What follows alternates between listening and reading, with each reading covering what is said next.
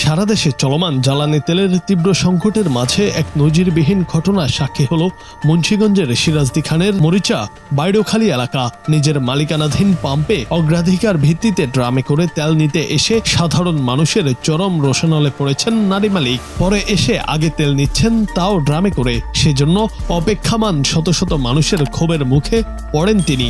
ঘটনার ভিডিওটি সামাজিক যোগাযোগ মাধ্যমে মুহূর্তেই ছড়িয়ে পড়ে।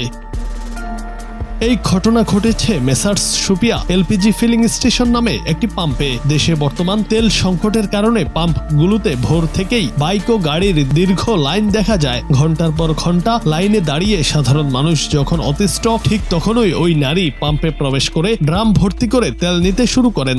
লাইনে দাঁড়িয়ে থাকা চালকরা এই দৃশ্য দেখে ক্ষোভে ফেটে পড়েন এবং ড্রামে তেল দিতে বাধা দিয়ে বাকবিতণ্ডায় জড়িয়ে পড়েন। উত্তেজিত জনতার তোপের মুখে ওই নারী নিজেকে পাম্পের মালিক হিসেবে পরিচয় দিয়ে নিজের অধিকার দাবি করেন। তবে সাধারণ মানুষ তার এই যুক্তি মানতে নারাজ। উপস্থিত জনতা সমস্বরে বলতে শুরু করেন, পাম্পের মালিক হলেও নিয়ম সবার জন্য সমান। সাধারণ মানুষ যেখানে রোদে পুড়ে লাইনে দাঁড়িয়ে আছে, সেখানে মালিক পরিচয়ে সরাসরি ড্রামে তেল নেওয়া ক্ষমতার অপব্যবহার ছাড়া আর কিছুই নয়। এই সময় উপস্থিত অনেকেই মোবাইল ফোনে ভিডিও ধারণ শুরু করলে পরিস্থিতি আরো উত্তপ্ত হয়ে ওঠে।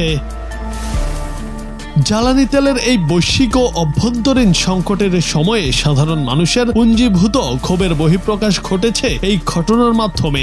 সামাজিক মাধ্যমে ভিডিওটি ছড়িয়ে পড়ার পর নেটিজেনরা পক্ষে বিপক্ষে নানা মন্তব্য করছেন। এই ঘটনাটি দেশের জ্বালানি খাতের নাজুক অবস্থা এবং জনদুর্ভোগের এক চরম বাস্তবতাকে ফুটিয়ে তুলেছে।